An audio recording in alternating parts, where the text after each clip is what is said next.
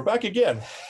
And here we are with Paul has been really helpful in trying to help us look at the Masjid al-Haram. Notice that the Masjid al-Haram, everything that the Quran and the tradition say about the Masjid al-Haram just makes no sense.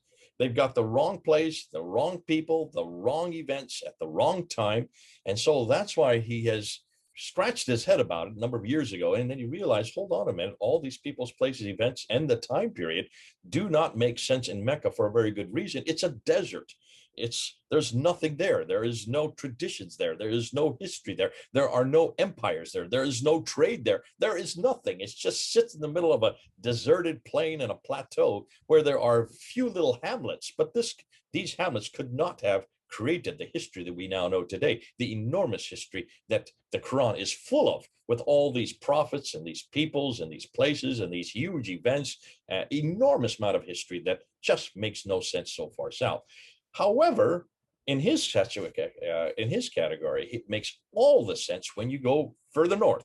And we've said this so many times, look further north, look further north, look to where the empires exist, look where the Fertile Crescent is, look and see where the people are, look where the civilizations are happening, and especially look to Jerusalem. And why? Because as Mel has brought up, we have brought up before, Paul has brought this up before, these people who then created Islam came out of the same environment as the Jews did. They both looked to Abraham as their antecedents. They looked through Abraham through Ishmael, and the Jews looked to Abraham through Isaac. So they are Abrahamists, they're Ishmaelites, they're called Hagarenes, they're called Mahagres, which people of the Hagar. So all these names they give to themselves shows that there is a alliance with Judaism, an alliance with the Jewish scriptures, and of course, an alliance with Jerusalem. Why are we surprised by this? We shouldn't be surprised by it, because take a look at the Quran. Just open up the Quran and look at all the prophets. Of the 25 prophets, 19 of them are from the line of Abraham, Isaac, and Jacob. Fascinating. So what we're going to do today is we're going to now put another piece of the puzzle. And Paul has come and agreed. In fact, this is something that I've never seen this before. This is brand new. What Paul's going to introduce you, I don't think any of you have heard before. And it has to do with a beast. It has to do with a large beast. It has to do with a large animal. You all know what I'm talking about. I'm going to let Paul introduce him. Who is this beast and what's wrong with him? And why can he not be in Mecca? But it makes sense for much further north. Over to you, Paul. Okay, yes, the elephant, the animal we're going to be looking at today is an elephant, and we're going to be looking at Surah 105 of the Quran, which is the Surah of the elephant.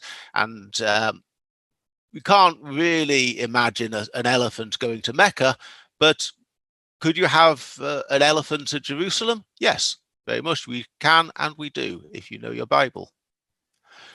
Fine. Well, Surah 105 is a very short Surah of the Quran. This is it in its entirety.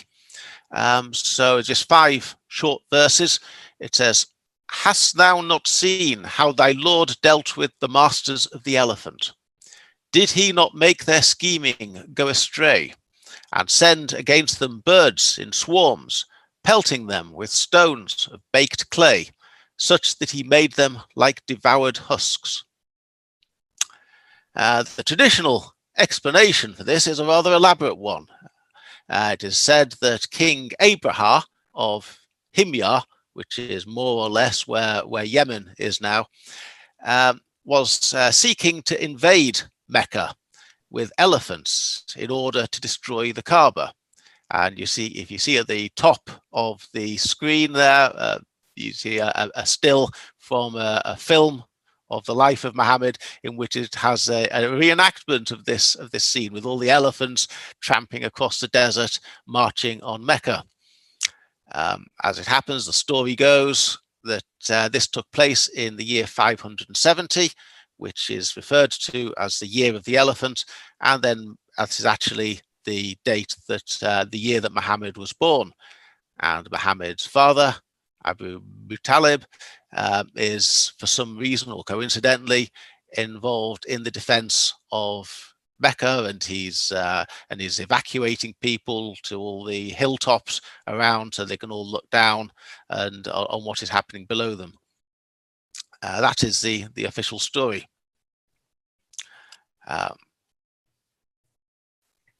Now, I don't start from ridiculing religious stories because they seem to me to be unlikely. It seems to me, I think I've mentioned before, that every religion, Christianity included, requires you to believe, or expects you to believe, stories that are not plausible, or not, I say not plausible, but not likely, unusual. There's nothing wrong with that. However, a story should make sense. Whether it's likely to have happened or not might be a matter of faith, but the story should make sense in itself. This story simply doesn't make sense, I don't feel. Why would a Christian king want to destroy an Abrahamic shrine? Abraham was a Christian. He didn't start off as a king. He started off as an Ethiopian general, and it is perfectly historical character. He invaded Himyar and deposed the Jewish king of Himyar, but he is a Christian. So why on earth should he take it upon himself to travel hundreds of miles across the desert with the aim of destroying a shrine that, according to the Islamic tradition, was built by Abraham, a famous Abrahamic shrine and a place of pilgrimage, but also B, under the control of the mushrikun, of the polytheists, because they'd corrupted and they'd filled it with idols. And so why would the Christian king want to destroy this Abrahamic shrine? It doesn't really make sense. Possibly wanted to clear out the idols, but in that case, that was no different to what Muhammad wanted to do. Why would God have smited him down for this? Secondly, why on earth would he need elephants? Where do the elephants come in? I think there's one account that at this stage the Kaaba was actually made out of wood. I think there's an account that it's been made from the planks of a ship or something. But even if it was made out of bricks, or men can destroy a building. You don't need an elephant to tear it down. It's the most impractical. It's the most impractical suggestion that you should bring in one elephant or many elephants to go and destroy a building. Plenty of simpler and easier ways of destroying a building if you've got an army, if you've got a few men around you. I'm quite happy that God can do anything. God only has to say the word, and it will be done. But for humans, and particularly in this case, the apparently the villain of the piece, Abraha, he should be bound by common sense and what's practical. How on earth could one march an elephant hundreds of miles across sandy desert in order to get from Yemen to Mecca? It really beggars belief. Hannibal may have marched elephants over the Alps, and other people have used elephants in different contexts, as we will see. But it's no one could march an elephant into sandy desert for hundreds of miles. I don't think it's not possible. And I think Jay is going to add a map to this video, but it's about 500 miles across desert. And you think of what an elephant needs to survive, and you think of its body mass, and it will need water, and it can cope with some heat. But is anyone really going to? And it's 500 miles from Sana'a to Mecca. Is anyone going to march an elephant for something like 500 miles across desert with no water? It just seems completely to beg a belief. It doesn't make any sense. Paul, and on top of that, as you can see from the picture above, which depicts that very event, we're not just talking about one elephant. We're talking about a whole herd of elephants. To me, there's the suggestion is you could have as many as 20 to 50, maybe 100 elephants that are doing this. And you would have to be able to water them, to feed them. As we've already said, there's no trade that goes up that route because there's no water. If there's no water, there's no fertilization. If there's no vegetation, how then do you accommodate enormous beasts of that size? Camels, yes. Camels are perfect. Why didn't they talk about camels going to do this? And why elephants? That's what's interesting. Okay, back to you. Well, yes. In fact, I think you might even struggle to get a horse to Mecca. I think in modern, using modern technology, we can, but I think camel would be the way you would choose to travel across a desert, not a horse, and certainly not an elephant. And fourthly, why would God defend the polytheists? Let us suppose there was a Christian king, and he was going there with an elephant. Why would God back the polytheists against a monotheist? The story doesn't make sense before you even begin to look at the miraculous parts of it. So, what could the verse possibly mean then? If one were to discount the traditional explanation about Abraham and his Elephantine invasion. Oh yeah, and another thing I might have added to this, it all just seems a bit random. Let us suppose it did happen. Let us suppose that Abraham had marched his elephants and they had been destroyed by a flock of birds with small pebbles. Why would the Quran tell us about it? What does it want us to know about it? It just seems like a random story. It doesn't seem to have. It demonstrates God's power, but then we know God's power. What in particular does it mean? It just seems to stick out as a bit of a random story with no obvious purpose within the Quran. However, the story is far more likely to be a reference to the Seleucids besieging Jerusalem in the 2nd century BC with elephants during the Maccabean revolt. And this is an episode that is reported in the Hebrew Bible and, of course, in the Christian Bible in the 2nd book of Maccabees. And elephants are mentioned in 5 different verses, or 6 different verses. Chapter 11, verse 4. Chapter 13, verse 2, and 15, chapter 14, verse 12, and chapter 15, verses 20 to 21. So to set the scene, the Judea was part of the Seleucid Empire. The Antiochus IV, I think it is, had desecrated the temple and carried out a pagan sacrifice there. Judas Maccabeus had led a revolt, a Jewish revolt, and during the course of this, they'd gained control of Jerusalem, and the Maccabeans and the Seleucids had come with an army to try and retake Jerusalem, led by a general called Nicanor. And I've got 2 verses here, chapter 15, verse 20. Everyone now awaited the decisive moment. The enemy were already drawing near. This is to Jerusalem, with their troops drawn up in battle lines, their elephants placed in strategic positions, and their cavalry stationed on the flanks. Maccabeus, contemplating the hosts before him, their elaborate equipment, and the fierceness of their elephants, stretched out his hand towards heaven and called upon the Lord who works miracles. For he knew it is not through arms, but through the Lord's decision that victory is won by those who deserve it. So, if one assumes that the Quran's audience knew their Bible, which I do now assume, they would read Surah 105 and they would immediately see an echo of this to Maccabeans. You've got a place that is being attacked by an army with elephants, and you've got God being relied upon to support his faithful servants. Hast thou not seen how the Lord dealt with the masters of the elephant? Of course, the Maccabeans were victorious in the battle. I should add that the Maccabeans were victorious in the battle, and they established a Jewish state which lasted for 100 years. Am I not right, Jay? No. Mm-hmm. Yes. This now, is for those people who want to know the time period, this is during the intertestamental time between the 4th and the 1st century BC. Mm-hmm.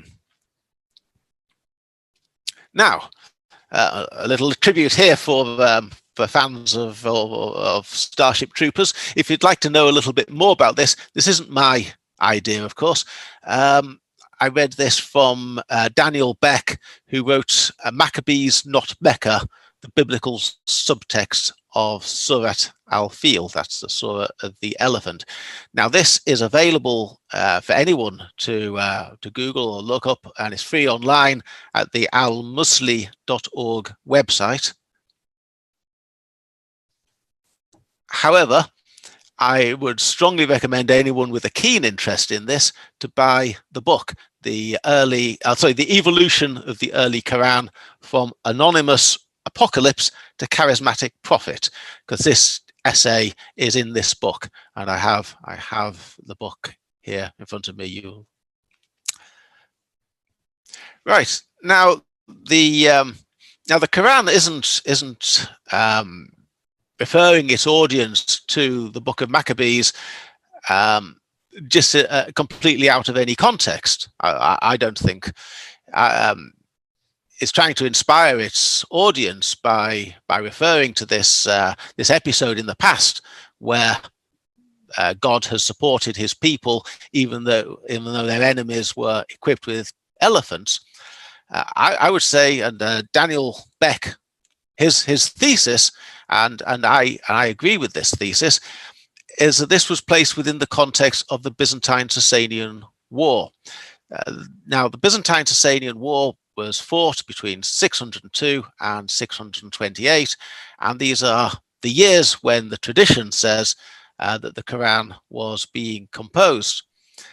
Now, in the early part of that war, the Sasanian Empire had been hugely successful. It had seized all the Byzantine territory in the Middle East and North Africa, and this, of course, included Jerusalem itself. The Sasanians had captured these territories, and the Sasanians, who were, of course, a Persian empire, they had a track record of using elephants. Now, I'm not sure if they used elephants during the course of this war, but they definitely used elephants as an emblem on coins or medallions or seals, and they would use the symbol of the elephant in order to promote their imperial grandeur and their imperial majesty. So when the Quran audience were hearing about the companions of the elephant, this is, in my view and in Daniel Beck's view, referring back to 2 Maccabees and giving this biblical story to inspire people, but it was also very pointed. It was pointed at the Sasanian Empire, and it was saying, don't be afraid just because they've got elephants. We beat God. God will protect you. God has defeated elephants in the past. He will defeat the elephants, the companions of the elephant, in the future. It is an excellent essay. It also goes into details about the types of elephant. I might just mention Daniel Beck has a little passage on how there's a long history of humanity training Asian elephants to perform various tasks, including being war elephants. But there's almost no precedent for using African elephants in this way. He says that Asian elephants are much easier to train. African elephants is hardly possible to train. This seems to be a general position, and yet the traditional Islamic narrative would have Abraha of Himyar, who was an Ethiopian general, that would have had him getting his elephants presumably from Africa, which would have made them African elephants. Whereas, of course, the idea that this is a reference to the second book of Maccabees in order to make a pointed reference about the Sasanians during the Byzantine-Sasanian War, they would have been using Asian elephants. The Seleucids, no doubt, would have been using Asian elephants too. So that fits as well. So this is a relatively small part of the overall Jerusalem thesis. By itself, the Surah of the Elephant doesn't prove that the Masjid al-Haram is Jerusalem. However, it fits. Like everything else, it fits. If you take the Surah of the Elephant, for 14 centuries, Muslims must have read that and thought, this seems a rather implausible story, but okay, I just accept it. but it doesn't really mean anything very much in particular. If you take Daniel Beck's thesis, it makes perfect sense. It involves matters for the Quran's audience which are very immediate and very close to them. The Sasanian capture of Jerusalem, it reassures them by reference to a biblical verse where elephants had been used in the past. It all makes perfect sense for Jerusalem. And I return back to my theme. The idea of marching elephants to Mecca simply doesn't even reach the level of, well, it's possible. I just don't see it as making any sense at all. Okay. Thank you. This is great. Thanks so much. Again, another piece of the puzzle that you're putting up there. You're looking back at the story of Abraha, who is from Himyar, Yemen, the south there, in 570, the year that Muhammad supposedly was born.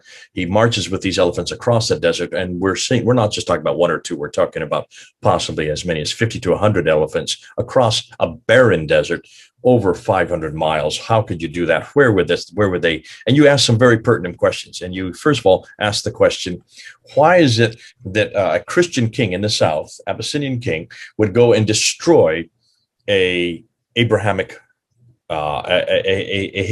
sanctuary? That would be the first question. Secondly, where and why would he get the elephants, and where did he get the elephants from? And you brought at the very end, these elephants that he would have used would have been African elephants. You cannot, as we well know, I grew up in India, we had elephants all the time, and African elephants are incapable of being trained. Asian, yes, but not way down in Yemen. So that doesn't make sense there historically, and also the topography doesn't make sense. They wouldn't be able to cross the desert. Camels maybe, but not elephants, because of the enormous amount of water and vegetation that you would have to take with you in order to accommodate that. And then why would you, and this is probably the most important question, why would God allow polytheists, and why would he back the polytheists against the monotheists when God is a monotheistic God? That doesn't make sense either. And so you brought that up as a pertinent point. And I think that theologically speaking, that is a contradiction. Historically speaking, you've got a contradiction. And as far as the topography and geographically speaking, you've got a contradiction, to say nothing of the animal husbandry problem. Now, you actually go back and you show where this probably is the antecedent for this is the Maccabean War, where the Seleucids are coming across, they're besieging Jerusalem. This is referred to in 2 Maccabees in chapter 11, chapter 13, chapter 15. I think you said, chapter 14 and chapter 15, especially verse 20 and 21 of the second. For those who don't know what we're talking about, these are the first and second, third Maccabees that are part of what we know as the intertestamental books. They're not part of the Bible. These are known as apocryphal writings, but they are historical. And these wars did happen between the 4th and the 1st century BC. And you look and you say, this is almost a replica of that battle. But that battle happens way up in Jerusalem. Here's the Jerusalem thesis again. This happens in Jerusalem. It is taking that battle that happened, a real battle that did happen historically, which makes sense because those would have been Asian elephants. If they're coming from the Seleucids, they would have used Asian elephants, taking that battle and redirecting and putting it down to a reference point that happens in 570, just before the time Muhammad is born. And the Islamic traditions have borrowed, once again, something that happens much further north, in this case, 1,000 miles further north. Thanks for introducing Daniel Beck to us. I've never heard his name before. This is good. That book, if you could just hold it up. Yep. It looks in mirror writing on my screen, but it's called The Evolution of the Early Quran from Anonymous Apocalypse to Charismatic Prophet by Daniel Beck. If I can say, it was one of the first books that I bought on Islam. It shouldn't have been, because it's not easy going. It's quite technical, very densely argued. There's a huge amount in there. For anybody who's really interested in the topic, and anyone who really wants to understand the Quran and prepared to put in some serious study, then it's an excellent book. For its material, it is one of the best books that I have read during the course, but I wouldn't make it my first book. If you're just starting out, find something a bit simpler. But it just takes the early verses of the Quran, which what he regards as the earlier surahs of the Quran, which is, I think, he says from 74 to the end, 74 upwards, excluding one or two, and he goes through it and he shows how his main theme is that a lot of it is based around the Sasanian War, and he says, for example, that Abu Lahab, the father of the flame, is Khosrow, and he argues that the blind man who Muhammad, or the blind man who somebody frowns and turns away from, he suggests that that's Khosrow's father. It's a really excellent book, but not a starter book. Don't do what I did and buy it first. You never read anything else. So the warning is out. Be careful what you read. It may blow your mind. It may also give you a window into an awful lot of historical possibilities. Paul, thank you so much for unpacking what Paul has done historically. You brought it to the public sphere, and we're getting it out there so people can hear it. God bless you. Thanks for coming on board. The next thing we're going to talk about is the name Muhammad. Am I correct? Yes. Well, that'll be our next one. Yes. So stay tuned. This is Jay here, United States, and Paul there in London. Over and out.